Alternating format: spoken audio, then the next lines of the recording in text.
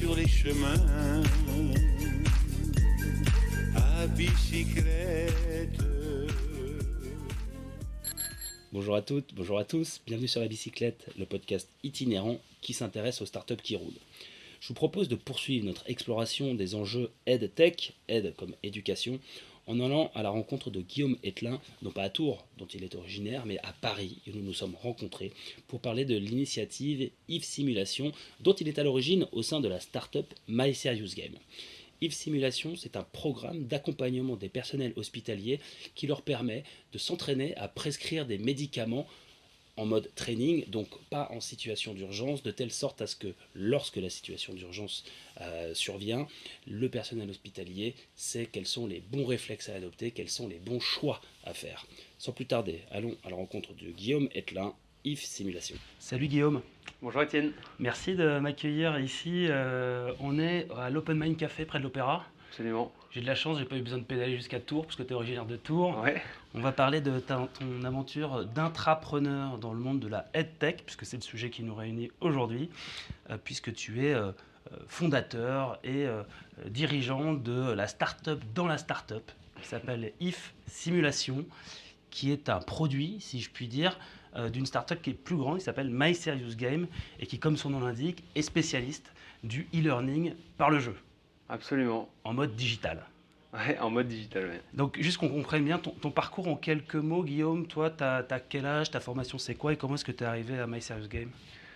Alors j'ai 30 ans, j'ai un background plutôt orienté marketing digital, hein, avec la conduite de projets marketing digital dans différents secteurs comme la publicité, le média ou dans des PME dans d'autres secteurs encore. Ce qui m'a fait arriver chez My Serious Game, c'est cette ambition de combiner l'innovation et l'apprentissage. Ok, aujourd'hui, My Serious Game, donc c'est une startup qui est basée à Tours, Absolument. qui est un acteur de référence de la EdTech. Je crois que c'est même le leader en matière de e-learning, c'est ça? C'est ça, on est le premier fabricant français de formation digitale. Alors, donne-nous un exemple qu'on comprenne bien. Par exemple, moi, je suis une grande entreprise du BTP. J'ai besoin de former mes opérateurs GRU. Vous serez en mesure de me monter sur mesure un dispositif e-learning de simulation pour de l'apprentissage en ligne, c'est ça? Simulation, et pas que, parce que si les contraintes de l'enjeu métier, c'est d'avoir un format court et rapide, on est aussi capable de le faire, que ce soit embarqué sur des tablettes, des mobiles, des PC.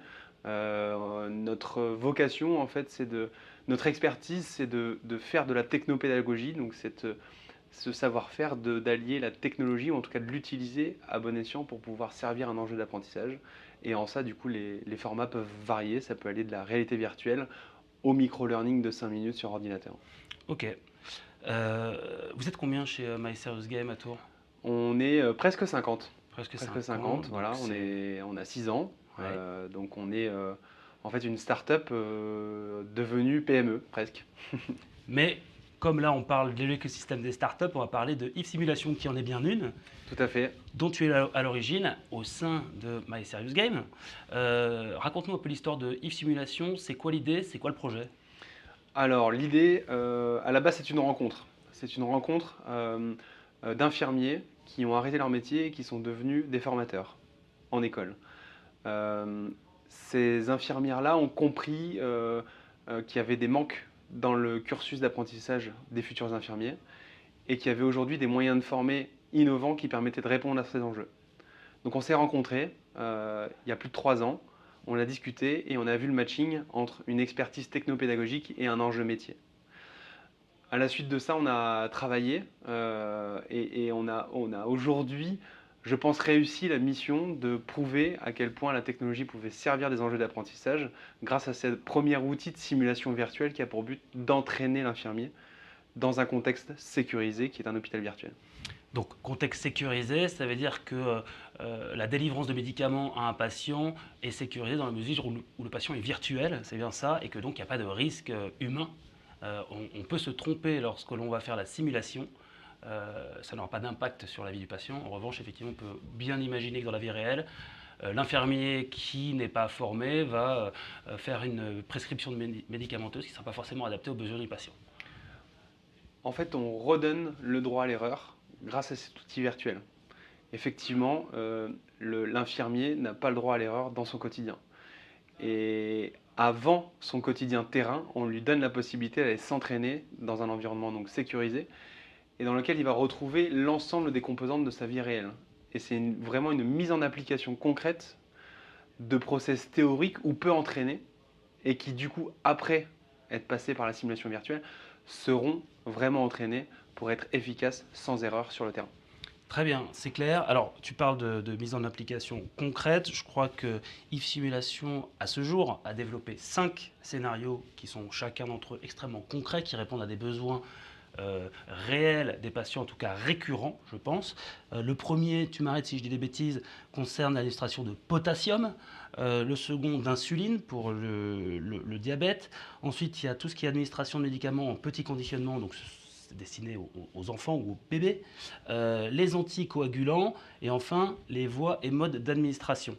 Donc ça, c'est le champ que couvre aujourd'hui If Simulation pour proposer aux infirmières et aux infirmiers de pouvoir s'entraîner sur ce qui va être amené le plus souvent comme situation réelle, c'est ça?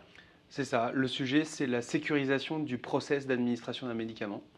Il y a énormément d'étapes à respecter dans des contextes complexes qui sont facilement imaginables, comme par exemple l'injection d'insuline, où on imagine très bien en tant que non-patient ou en tant que non-infirmier quelle est la complexité d'un tel process. Donc l'idée, c'est d'aller décomposer ce process-là, d'aller l'entraîner sur ces thématiques qui sont effectivement des thématiques qui reviennent et sur lesquelles il y a surtout des manques d'entraînement avant le terrain. Alors, les manques d'entraînement, on va y revenir parce que qui dit entraînement dit personnel, infirmier en l'occurrence, mais il y a certaines situations où finalement, ce n'est pas forcément le personnel infirmier, ça peut être le chirurgien qui va être amené à administrer un médicament en situation d'urgence. Je crois que c'est un scénario réel que tu m'as partagé en préparant cette émission. Peut-être tu peux revenir sur le contexte Covid, la manière dont certains centres hospitaliers ont été débordés et la manière dont finalement If Simulation a participé à désengorger des services et à fluidifier l'administration médicamenteuse. Écoute, j'ai envie de dire heureusement et malheureusement, c'est un dispositif qui est arrivé au bon moment parce qu'on a effectivement vu l'intérêt pendant cette période de crise, que ce soit pour des établissements scolaires qui se sont vus voir des étudiants soit confinés chez eux, soit mobilisés sur le terrain et qui n'avaient pas forcément toutes les compétences pour le faire, soit effectivement des structures hospitalières qui avaient besoin de renforcer leurs équipes infirmières et en faisant appel à des compétences qui n'étaient pas des compétences infirmières. Donc effectivement, on a pris la décision à cette époque-là de diffuser notre plateforme et nos simulateurs à tout le monde, gratuitement, pour que le personnel puisse être formé dans l'urgence. Et c'est vrai, il y a eu, alors on prend l'exemple de chirurgien, mais pas que, il y a eu tout un tas de métiers au sein de l'hôpital qui a été sollicité pour venir en renfort des équipes infirmières, en soins intensifs et pas que. Et If Simulation a donc été utilisé pour former dans l'urgence ce personnel qui ne l'était pas alors. Un mode d'application hyper concret et très généreux d'ailleurs de la part d'If Simulation. Alors donc tu l'as pointé à l'instant les deux typologies de clients de la solution. Il y a d'une part les instituts de formation, on l'a compris, les écoles de formation de personnel hospitalier, et d'autre part les centres, les CHU, globalement, qui eux vont faire de la formation plutôt continue de leur personnel. Est-ce que tu peux nous dire un mot sur ces deux axes, ces deux segments de clientèle? Alors effectivement, il y a ce qu'on appelle les IFSI, les IFAS, donc ces instituts de formation en soins infirmiers et aides-soignantes, qui ont pour but de former et de diplômer les infirmiers de demain. Donc ça a été notre première cible. Ça a été d'équiper les écoles. On a eu à cœur de penser ce dispositif pour l'éducation d'abord, pour prendre aussi quelque part le problème à la racine et tout de suite. Aussi parce que c'était le plus facile d'accès en matière de certification. On va sans doute en reparler sur la seconde cible. Donc aujourd'hui, on a une trentaine d'écoles à peu près qui est équipée en France. Ça fait un peu plus de 2 ans qu'on cherche à équiper les écoles. Et c'est vrai qu'on a de vraies difficultés. On aimerait aller beaucoup plus vite sur le taux d'équipement des écoles. Mais on se heurte à une difficulté qui est la difficulté de financement de ces structures-là. Et donc notre mission aujourd'hui, c'est de se rapprocher des financeurs et des aidants sur le plan financier, donc, comme les conseils régionaux par exemple, pour aller équiper des territoires entiers et pour aussi homogénéiser en fait cet apport en formation qui pour 30 écoles fait ses preuves, mais qui pour plus de 270 encore, parce qu'il y a un peu plus de 300 établissements en France, métropole, c'est d'aller effectivement équiper tout le monde.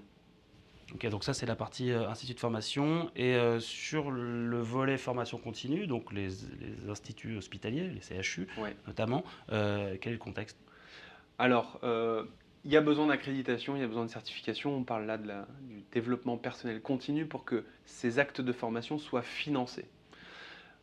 On est en passe de les acquérir et donc, d'ores et déjà, je discute avec les CHU pour leur proposer ces services-là. Et on voit très bien que qu'on parle à un infirmier qui n'est pas encore diplômé, où on se dit, ben super, on a encore le temps de former, ou un diplômé en poste depuis quelques années seulement ou de beaucoup d'années, le besoin est le même. Donc on a cette vraie volonté d'aller vite aussi sur le personnel infirmier en poste, les infirmières aussi libérales, pour que chacun puisse aller s'entraîner. Et comme le dit un des programmes phares du secteur qui est Ma Santé, le projet Ma Santé 2022, on est désormais dans un contexte de la formation tout au long de la vie. Et ça prend vraiment sens. C'est-à-dire que c'est pas parce qu'on s'entraîne une fois et qu'on applique une fois que si j'ai besoin de réactiver 10 ans plus tard, je suis opérationnel. Non, aujourd'hui, on distribue un outil qui permet de s'entraîner tout au long de la vie et de rester compétent sur ces champs-là. Donc ça veut dire, si je vais au bout de la réflexion que tu mènes, que IF Simulation potentiellement est amené à évoluer, développer des nouveaux scénarios, des nouveaux cas concrets de mise en application de situations réelles digitalisées pour pouvoir accompagner l'aide-soignant en matière de formation continue tout au long de sa vie, c'est bien ça?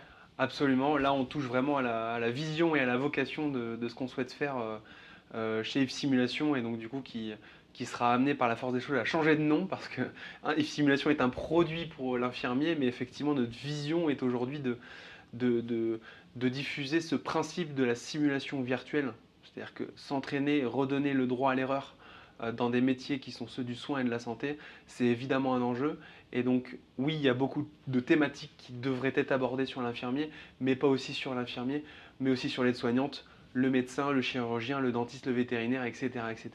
Et pour ça, c'est vrai que avec notre équipe de développement, on a pensé en fait un modèle scalable en matière de production qui permet aujourd'hui d'aller beaucoup plus vite là où c'était des dispositifs qui coûtaient très cher et qui prenaient beaucoup de temps en matière de conception. On permet aujourd'hui d'aller beaucoup plus vite sur cette phase-là et donc du coup d'aller viser des champs beaucoup plus larges, tant sur le plan business parce que c'est aussi le sens de ta question, mais aussi sur le plan de l'intérêt métier parce que ces enjeux-là sont partagés par beaucoup de professions. Alors, l'intérêt métier, je voudrais qu'on y revienne rapidement parce que toi, tu n'es pas au départ issu de l'univers médical ou paramédical. Tout à fait. Toi, tu es plutôt au profil école de commerce avec une casquette marketing. Oui. Aujourd'hui, j'ai l'impression, en t'écoutant, d'avoir affaire à quelqu'un qui évolue dans l'univers hospitalier depuis assez longtemps. Alors, est-ce que c'est parce que tu es un bon apprenant ou est-ce que c'est parce que tu es un passionné? C'est certainement un peu des deux. Mais ma question, c'est la suivante.